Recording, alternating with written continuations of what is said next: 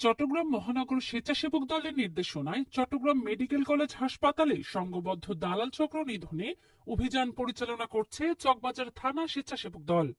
চকবাজার থানা স্বেচ্ছাসেবক দলের আহ্বায়ক রাহাতুল্লাহ রবিনের নেতৃত্বে এবং চকবাজার থানা স্বেচ্ছাসেবক দলের যুগ্ম আহ্বায়ক ও দপ্তরের দায়িত্বপ্রাপ্ত আব্দুল্লাহ আল সুমন, যুগ্ম আহ্বায়ক মোহাম্মদ সেকেন্দার, চকবাজার ওয়ার্ড স্বেচ্ছাসেবক দলের আহ্বায়ক মোহাম্মদ মামুন সহ চকবাজার থানা ও ওয়ার্ড স্বেচ্ছাসেবক দলের সকল সদস্যগণ উক্ত দালাল নিধন অভিযানে স্বতঃস্ফূর্তভাবে অংশগ্রহণ করেন।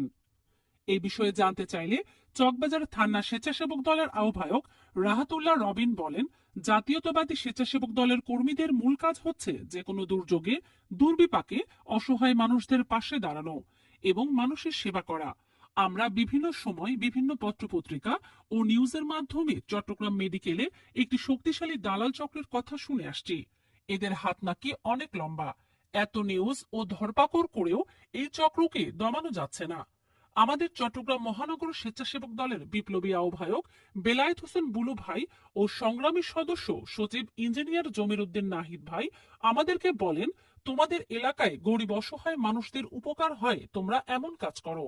আমাদের নেতৃবৃন্দের এই নির্দেশনা অনুযায়ী আমরা চকবাজার থানা স্বেচ্ছাসেবক দল ও চকবাজার ওয়ার্ড স্বেচ্ছাসেবক দল চট্টগ্রাম মেডিকেল কলেজ হাসপাতালকে দালাল মুক্ত করার উদ্যোগ নিয়েছি।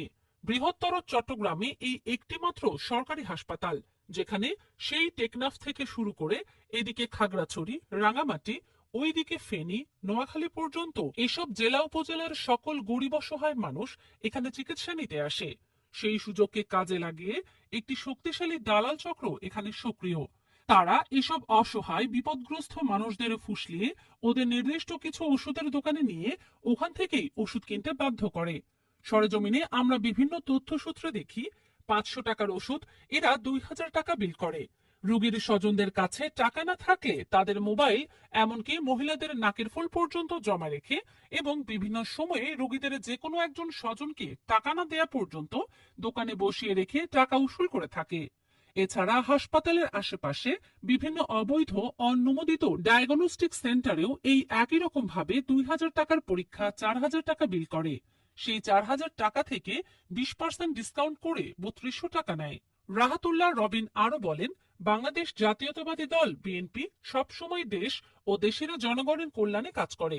আমরাও আমাদের বিএনপির চেয়ারম্যান ও গণপ্রজাতন্ত্রী বাংলাদেশ সরকারের মাননীয় প্রধানমন্ত্রী জনাব তারেক রহমানের নির্দেশনা অনুযায়ী একটি চাঁদাবাজ ও দুর্নীতিমুক্ত বাংলাদেশ গড়তে এবং এসব গরিব অসহায় মানুষদের এই ভোগান্তি থেকে রক্ষা করতে আমরা মাঠে নেমেছি।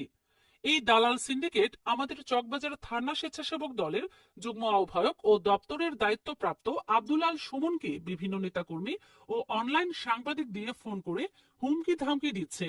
আমি তাদের উদ্দেশ্যে বলতে চাই, আমাদের এই দালাল বিরোধী অভিযান চলমান থাকবে। প্রয়োজনে প্রশাসন ও মিডিয়ার সহযোগিতা নিয়ে ও বিভিন্ন মানবাধিকার সংগঠন সহ বীর চট্টলার আপামর জনগণকে সাথে নিয়ে খুব শীঘ্রই এখানে মানববন্ধন সহ বড় ধরনের অভিযানের জন্য সিদ্ধান্ত নেব। তবু আমরা পিছুপা হব না। এই দালাল চক্রের বিরুদ্ধে আমরা চকবাজার থানা স্বেচ্ছাসেবক দল যুদ্ধ ঘোষণা করলাম।